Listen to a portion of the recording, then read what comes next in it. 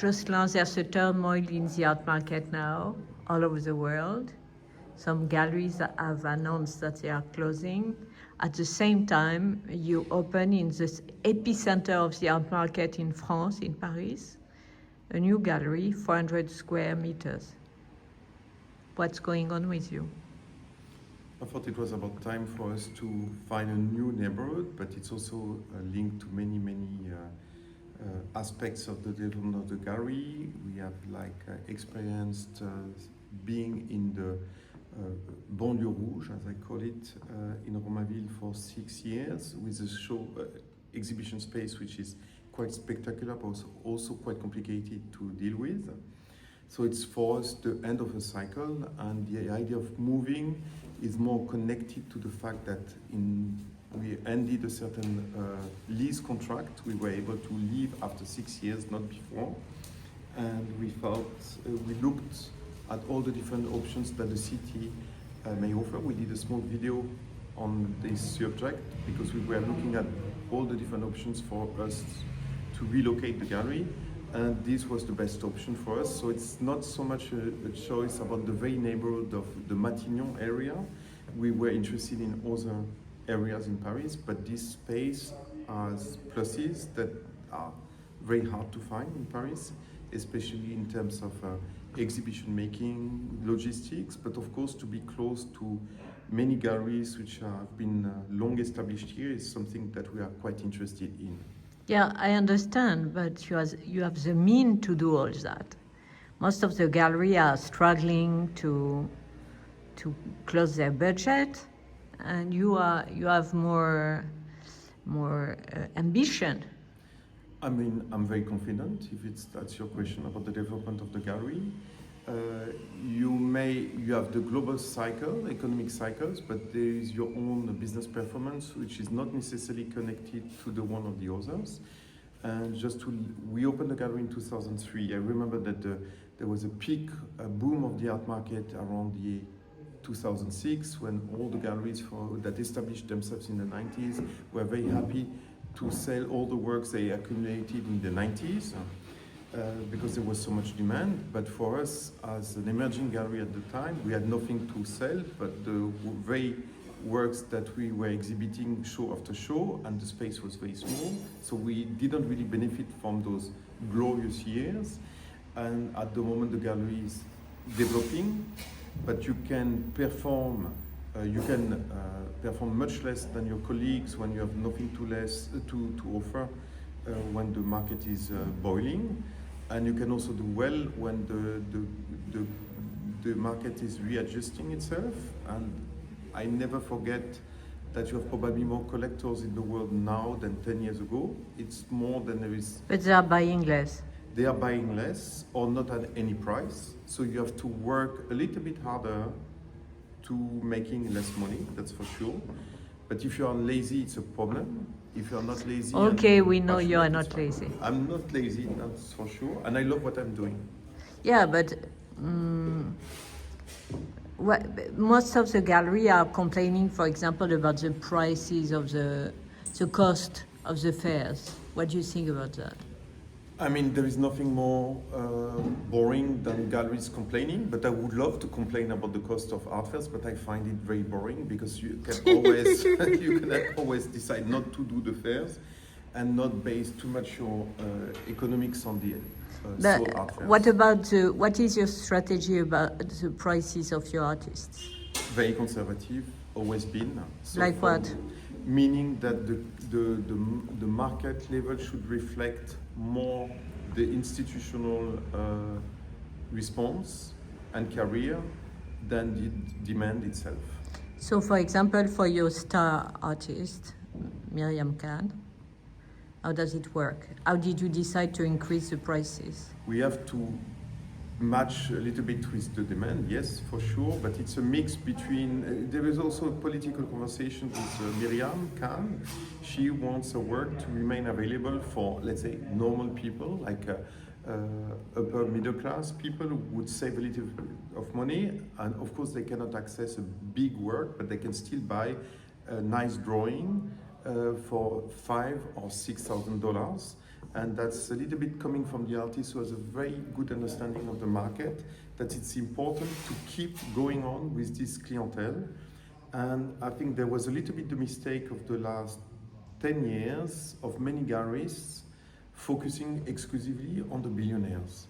So if your main focus is the billionaires, of course, the people who spend maybe 10,000 euros a year, you see that, paying in net, they are high maintenance, but it's also the public this is actually the treasure in Paris, that you have many people who have a limited budget, but they love the art, they don't buy it to resell, and of course, they don't necessarily spend enough to cover the gallery's overhead, but this very clientele doesn't vanish when there is a little bit questioning within the art market. And that's what's going on now? I think so. I think that you keep on selling to these kind of people? Yes, always did, and I hope to continue, and I hope to deal even more with these people in the future with my new location. And so there's no crisis in the art market? I would not describe, there is more a readjustment, which is a little bit brutal than a crisis, because I feel that there is still, I think there are more collectors in the world now than 10 years ago. So if there is a crisis, it's more a questioning on the price system, which is creating lots of damages, but one has to be, maybe this readjustment is very needed, as always. I mean, there is a need for price readjustment, yes. And so what do you do in these terms? I don't change my prices. They were always extremely conservative. I work with several historical artists. Miriam Kahn is now getting a little bit of historical shine, but Franz Gerhard Walter, who is a key artist in the development of conceptual and minimal art, was never a hero in the art market, and I hope he will continue seeing his prices going up with the scarcity of his works. But you can get an original work on paper for less than 10,000 euros from Franz Gerhard Walter. What are the top prices in your gallery? We have not so many works that would go over €1 million. 1.5. So this is rare for us to make business at this level, and it would be a full room, what we call a room installation by Miriam Kahn. These are works, but it's a complete room, like a museum room, with maybe 20 or 30 individual works, but that cannot be separated. Those works, they sell over €1 million. So, but you can sustain a big gallery, the most expensive neighborhood of Paris, with low prices. I mean, I would not call those prices low, but not 1 million, but 7,000. No, but if we sell lots of works for 5, 10, 15,000 euros, and this is a market that I feel is still very active, but you need to have high quality and prices which are not totally detached from the reality of the bourgeois elite, and think that you have other audiences than the only billionaires, which are like taking all the attention. It was never my clientele. So for me, I don't see really a big change. I have a couple of extremely wealthy collectors, but they are not key in my. I work with many very diverse clientele over the world. Who are your competitors today? Sorry? Who are your competitors as galleries? Who they are? I mean, good question. I think my competitors are my fair colleagues from New York, Paris, Germany. I think my business model is more connected to the one you can find in certain established galleries in the Rhineland or in Berlin or all over Europe. And not so much the auction houses. Of course, we do a little bit of secondary market, but we try to get consignments of works which are too complex for auction houses, intellectually too complex, and for that we can be more competitive. Like what? Like a big series of prints by an important artist or conceptual artists, who are not so present in the Like the second-hand minimal market. art? Pardon? Like minimal? More conceptual than minimal. That's more complex for collectors, and it's not so much visible in the auction market. And you are opening, you are co-opening a gallery in Korea. Mm-hmm. Yes, we will open at the same time, almost as we open here in Paris on the 13th of September with an exhibition of Franz Gerhard Walter. And at the same time, or a couple of weeks before, during the opening of Free Soul, we will open a space there in the Annam area. It's a beautiful space.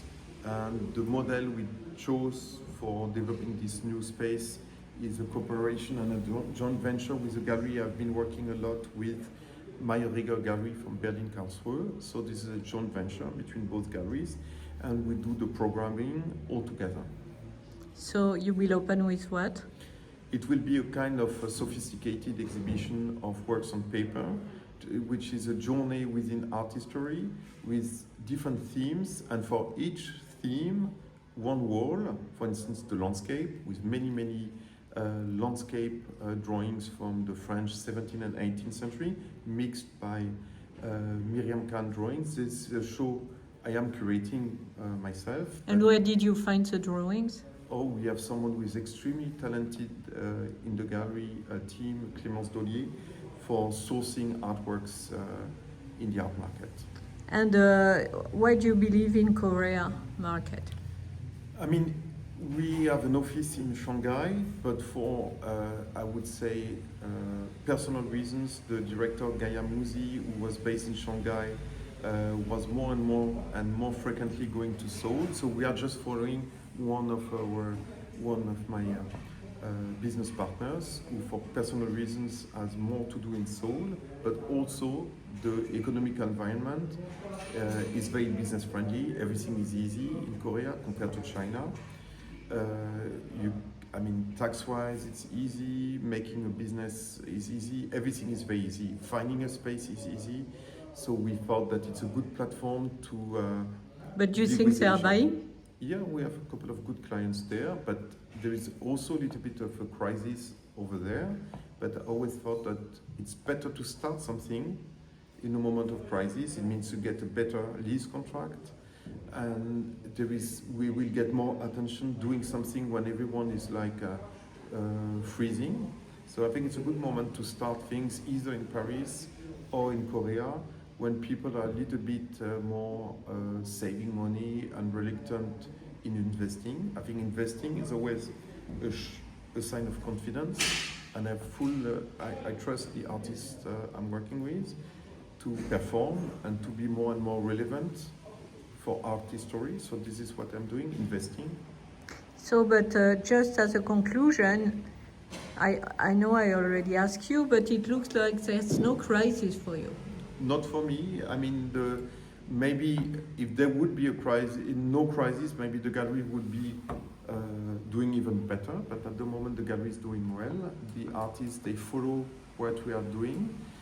And I think it's a very good time for investing, but you have to be reasonable with your investments. And we were always kind of conservative, but also looking forward for new adventures and development. And to look backwards. So you still sell, right? Yeah. And in Art Basel, you sold well. It was one of our best years. In Basel? Yes, and this year is looking a little bit like 2024. That was our best year ever. So I'm looking at the numbers. Of course, I see that conversations are a little bit longer, but when you are selling artists who are important from an art historical perspective, but not necessarily identified by auction houses and speculators, you are a little bit less sensitive to those kind of conjunctural crises. Merci, monsieur.